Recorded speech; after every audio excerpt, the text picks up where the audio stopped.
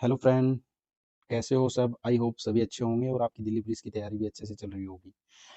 आज मैं आपके लिए लेकर आया हूँ दिल्ली पुलिस एग्जाम के अंदर जो मैथ सब्जेक्ट है उसमें किस किस टॉपिक से कैसे क्वेश्चन पूछे जाते हैं। उन सभी टॉपिकों से जितने भी क्वेश्चंस बनते हैं वो आपके लिए लेकर आया हूँ।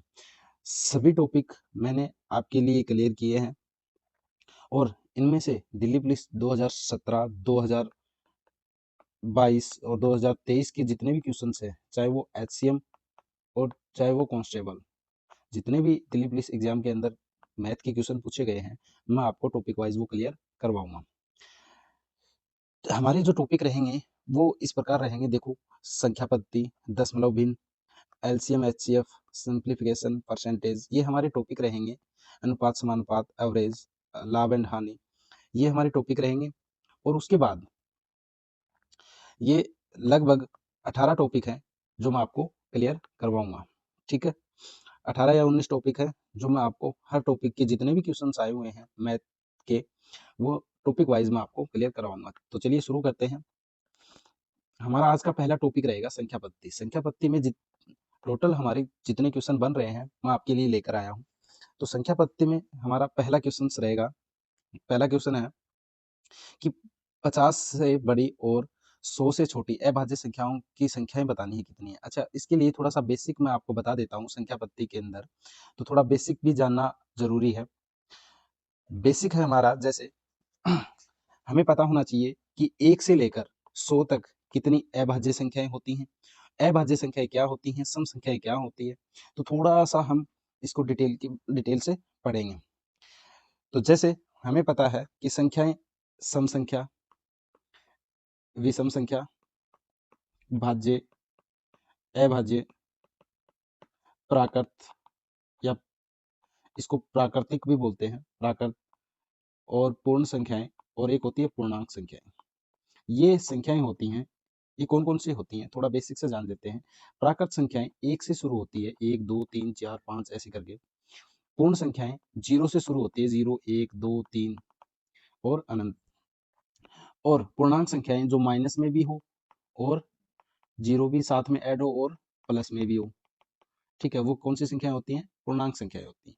सम संख्याएं वो होती हैं जिसमें 2 का पूरा पूरा भाग जाता हो, वो सम संख्याएं होती हैं। विषम संख्याएं वो होती हैं जिनमें 2 का भाग पूरा पूरा नहीं जाता हो, विषम संख्याएं होती हैं। भाज्य संख्याएं वो संख्याएं जिनमें एक और खुद की संख्या का तो भाग जाता ही है, उसके अलावा किसी और संख्या का भाग जा रहा हो, उसको भाज्य संख्याएं कहते हैं। और अभाज्य संख्याएं जिसमें सिर्फ एक और खुद की जो संख्या है उसका भाग जाता हो, उसको क्या कहते हैं? अभाज्य संख्याएं कहते हैं। अभाज्य संख्याएं, थोड़ा सा हमें पता होना चाहिए कि अभाज्य संख्याएं कौन कौन सी होती हैं। तो सबसे छोटी जो अभाज्य संख्याएं होती हैं वो कौन सी होती है? 2, फिर 3। तो 1 से लेकर 100 तक मैं आपको बता रहा हूँ कि अभाज्य संख्याएं कौन कौन सी होती हैं। तो 2, 3, 5, 7, 11, 13, 17, 19, 23, 29, 31, 37, 41, और 41 के बाद 43, 47, 53, 59, 61, 67, 71, 73। उसके बाद में आती है 79, 83, 89, और फिर उसके बाद में आती है 89 के बाद में 97, और ये हमारी 100 तक हो गई। अच्छा, इसके बाद जो अगर पूछ ले कि 3 अंकों की सबसे छोटी अभाज्य संख्या है तो वो कौन सी होती है? 101। और सबसे बड़ी 3 अंकों की सबसे बड़ी अभाज्य संख्या कौन सी होती है? तो आप बोलोगे 997। ठीक है, 997। अच्छा, अगर पूछ ले कि 4 अंकों की सबसे छोटी अभाज्य संख्या है, तो 4 अंकों की सबसे छोटी जो अभाज्य संख्या होती है वो होती है 1009। और 4 अंकों की सबसे बड़ी अभाज्य संख्या है तो वो होती है 9973, यानी 9973। अगर पूछ ले 5 संख्याओं की सबसे छोटी अभाज्य संख्या तो वो होती है 10007। ठीक है, तो इसके बारे में थोड़ा सा हमें पता होना चाहिए कि अभाज्य संख्याएं सबसे छोटी 3 अंकों की 101, सबसे बड़ी 997, 4 अंकों की सबसे छोटी अभाज्य संख्या है 1009, सबसे बड़ी 9973, और सबसे छोटी 5 अंकों की सबसे छोटी अभाज्य संख्या है 10007। ठीक है, अब थोड़ा सा और इसके बारे में बताता हूँ कि हमें यदि पूछ लिया जाता है कि 1 से 10 के बीच में बताओ कितनी अभाज्य संख्याएं हैं, ठीक है, तो उसके लिए मैं आपके लिए एक ट्रिक लेकर आया हूँ। वो आपको एक नंबर याद रखना है। नंबर है हमारा 44, 22, 32, 23 और 21। इसका मतलब ये हो गया कि 1 से 10 के बीच में कितनी 4, और 10 से 20 के बीच में कितनी 4, 20 से 30 के बीच में 2, 30 से 40 के बीच में 2, ठीक है। यानी अगर पूछ ले कि 1 से 50 के बीच में बताओ तो इनका योग कर लेंगे। 4 4 8, 4 3 12, 12 और 3 15। कितनी संख्या होगी 15। और पूछ ले 50 से 100 के बीच में संख्या कितनी होगी, तो इनका योग कर लेंगे। 2 2 4 2 6 6 और 4 10। तो यानी 50 से 100 के बीच में कितनी होगी 10। अगर टोटल पूछ ले 1 से 100 तक के, तो इनका योग कर लेंगे, यानी कितनी हो जाएगी 25 संख्याएं हो जाएंगी, ठीक है। तो ये थोड़ा सा नंबर आपको याद रखना है, 4422 3 322 1, ठीक है। अच्छा, इसके अलावा यदि पूछ ले कि इनका योग, तो वो भी थोड़ा सा ध्यान में रखना है कि 1 से 10 के बीच में कितनी संख्याएं हैं, आप बोलोगे सर 4, और इनका योग, तो आपको थोड़ा सा ध्यान रखना है, इनका योग होता है 17। तो देखो 1 से 10 के बीच में कौन कौन सी होगी, 2 3 5 और 7, इनका योग करोगे तो कितना आ जाएगा 17, ठीक है। उसी प्रकार अगर पूछ ले कि 1 से 50 के बीच में कितनी संख्याएं हैं, तो आप बोलोगे सर अभी तो बताया 15, और इनका योग पूछ ले तो ये ध्यान में रखना है, 328, कितना 328। अगर पूछ ले 50 से 100 के बीच में, तो कितनी संख्याएं देखी थी हमने 10, और इनका योग यदि पूछ ले तो आप बोलोगे 732 इनका योग, ठीक है। ये थोड़ा ध्यान में रखने की बात है ताकि हम जल्दी कर सकें सवाल को। यदि पूछ ले 1 से 100 तक की कितनी संख्याएं हैं, तो आप बोलोगे सर अभी बताया 25। अच्छा, इनका योग कितना होता है, इनका योग भी याद रखोगे 1060 होता है। 1 से 200 के बीच में पूछ ले तो ये संख्याएं होती हैं टोटल 46, और इनका योग यदि पूछ ले तो 4227 होता है, ठीक है। ज्यादा से ज्यादा यही पूछेगा अगर योग पूछता है तो 1 से 200 के बीच में हो गई हमारी संख्याएं, ठीक है। ये थोड़ा बेसिक था, तो इसको भी थोड़ा ध्यान में रखना है ताकि हम सवाल को थोड़ा सा जल्दी कर सकें। अच्छा, 100 के बाद में कौन कौन सी संख्याएं हैं, यदि मान लो 150 तक, थोड़ा सा ध्यान में रखना है अपने को। 101, 103, 107, 109, 113, 127, 131 और 137, 139 और 149, ये हो गई 100, यानी 100 के बाद और 150 के बीच में कितनी संख्याएं होगी, 1 2 3 4 5 6 7 8 9 10। तो 10 संख्याएं होगी किन के बीच में, 100 और 150 के बीच में 10 संख्याएं होती हैं, ठीक है। ये बेसिक थोड़ा सा नॉलेज था जो मैंने आपको बताया है, इससे थोड़ा सा आसान हो जाएगा सवाल को करने में। चलिए, पहला सवाल है हमारा, 50 से बड़ी और 100 से छोटी सभी अभाज्य संख्याओं की संख्या बतानी है। तो मैंने आपको एक नंबर बताया था 44, 22, 32, 23 और 21, किसके बीच में, 50 से और 100 के बीच में। तो ये 50 बीच में कट कर दिया। इसके बाद में कितनी संख्याएं हो रही हैं, 2 2 4 3 7 8 9 10, कितनी संख्याएं हो जाएंगी, 10 संख्याएं हो जाएंगी, ठीक है। चलिए, अगला क्वेश्चन है हमारा, 40 से छोटी सभी अभाज्य संख्याओं की संख्या बतानी है, यानी 40 से छोटी। तो 40 से छोटी बतानी है, तो हमारा जो 44, 22, ठीक है, यहाँ तक ले लेते हैं। 40 से छोटी तो 10 20 30 40, ये 40 से छोटी है, इनका योग करते हैं। 4 4 8 और 4 3 12, तो यानी ऑप्शन नंबर डी हमारा सही आंसर हो जाएगा।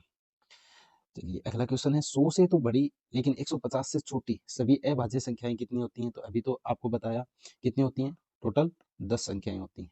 कौन कौन सी होती हैं, 101, 103, 107, 109, 113, 127, 131, 137, 139 और 149, ये सारी क्या होती हैं, अभाज्य संख्याएं होती हैं, किसके बीच में, 100 और 150 के बीच में। चलिए, अगला क्वेश्चन है हमारा, 30 और 60 के बीच में, 30 और 60 के बीच में बताना है। तो आप सीधा लिखोगे 44, 22, 32, 23, ठीक है। इतना लिखने के बाद में 30 और, यानी 30 यहाँ तक कट कर दो, ठीक है। और 60 के बीच में 30 हो गया, 40 50 60, यानी यहाँ तक। तो इसके बीच में कितनी संख्याएं हो गई, 2 2 4 4 और 3 7, यानी ऑप्शन नंबर 3 हमारा सही आंसर है। चलिए, नेक्स्ट क्वेश्चन है हमारा, 301 और 320 के बीच में अभाज्य संख्या आई, ये कब आया हुआ है, दिल्ली पुलिस कांस्टेबल 2023 के अंदर आया हुआ है, ठीक है। जो 1 तारीख को एग्जाम हुआ था ना, तो उसमें ये आया हुआ है। अगर ज्यादा संख्याएं पूछ लेगा ना, तो कम संख्याओं के बीच में अभाज्य संख्याएं पूछेगा, कैसे कि 301 और 320 ऐसे कम संख्याएं होंगी जिनमें वो पूछता है, यानी अंतराल कम होता है। तो देखो 301 के बाद में कौन सी संख्याएं आती हैं? 302, 302 तो कट, क्योंकि 2 से भाग जाता है। फिर उसके बाद में 303, 303 में 3 का भाग जाता है, तो 307। फिर उसके बाद में 311, फिर 313, और फिर उसके बाद में 317। तो ये टोटल 4 संख्याएं होती हैं 301 और 320 के बीच में। तो कितनी संख्याएं हो जाएंगी? 4 संख्याएं, यानी ऑप्शन नंबर 4 हमारा सही आंसर है। अगला क्वेश्चन है हमारा कि निम्न में से किस संख्या समूह में सबसे कम अभाज्य संख्याएं हैं? ये जो समूह दे रखे हैं, इनमें बताना है कि सबसे कम किस में है। तो देखो हमारा जो नंबर है 44, 22 और 32, 23 और 21। अब देखो 40 और 60 के बीच में, तो 40, 10, 10, 20, 30, 40, यानी यहाँ से शुरू करेंगे। 60, 60 तक, यानी 50, 60, यहाँ तक कितनी संख्याएं हैं? 5। ठीक है। 30 और 49, यानी 10, 20, 30 यहाँ से, और 49 यानी 50 तक, यहाँ तक। तो ये दोनों संख्याएं, इनका टोटल कितना है? 5। इनका भी 5 और इनका भी 5। और पूछा है हमें किन किन के बीच में पूछा है? 21 और 40 के बीच में, और 60 और 80 के बीच में। तो 21 और 32, 23 और 21, 21 और 40 के बीच में। अब 21 यानी 20 तक तो यहाँ हो गया खत्म। अब 40 यानी 30, 40 यहाँ तक, इनके बीच में कितनी संख्याएं हैं? 4। अभी तक कितनी आ रही थी? अभी तक 5 आ रही थी। इनके बीच में कितनी आ गई? 4 आ गई। अब 60 और 80 के बीच में, अब 60 यानी यहाँ तक तो कट हो ही गया। 60, 70, 80, यानी ये दोनों कितना ये हो गया? 5। तो यानी ऑप्शन नंबर हमारा सी करेक्ट आंसर, इसमें सबसे कम होती है। अगला क्वेश्चन है हमारा, प्रत्येक अभाज्य संख्याएं में गुणनखंड होते हैं। ठीक है, कि कितने गुणनखंड होते हैं? तो थोड़ा सा मैं इसको कट कर देता हूँ।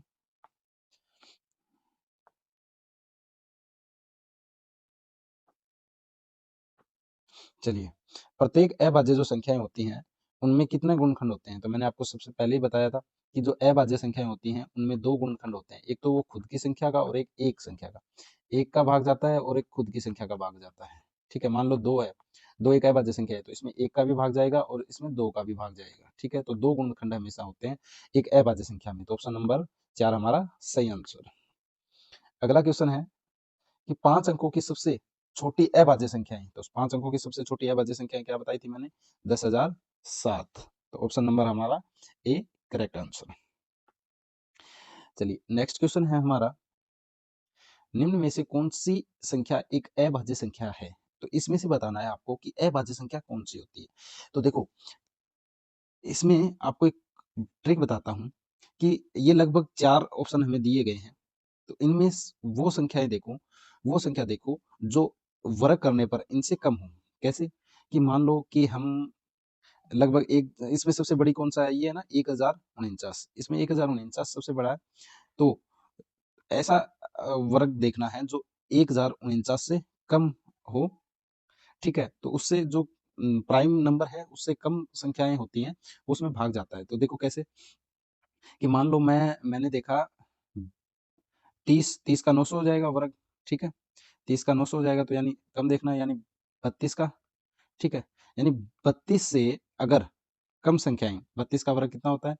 2 दूनी 4, 3 दूनी 6, और 6 और 9, यानी ये 1000 से ऊपर चला जाएगा। ठीक है, तो 32 से कम जो संख्याएं हैं, प्राइम संख्याएं, उनमें इन संख्याओं का भाग अगर जाता है तो वो अभाज्य संख्याएं नहीं है। तो देखते हैं इसमें से कौन सी अभाज्य संख्या है, कौन सी नहीं है। तो 32 से कम यानी 2, 3, 5, 7, 11, 13, ये जो संख्याएं हैं इनमें इनका भाग जाएगा। अगर नहीं जाएगा तो वो एक अभाज्य संख्या होगी। तो देखो अब इसमें 1047, 1047 में 7, 4, 11 और 1, 12, यानी इनका योग 12 आ रहा है, तो इसका मतलब 3 का भाग जाता है इसमें। तो ये एक अभाज्य संख्या नहीं है। अच्छा, उसके बाद में 917, तो इसमें किसका भाग जा रहा है? 917 इसमें भाग जा रहा है, 3 का नहीं जा रहा, 7 का देख के देखते हैं। 7, 7 या 21, 7, इसमें 7 का भाग जा रहा है, तो यानी ये भी एक प्राइम संख्या नहीं है।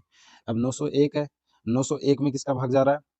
901 में 13, 15, 17 का भाग जा रहा है। कितने का? 17 का भाग जा रहा है। 17 को और 3 यानी 53, तो 17 को 53 से गुणा करेंगे तो 901 आ जाएगा। तो इसका मतलब हमारा ऑप्शन नंबर 1 सही आंसर हो जाएगा।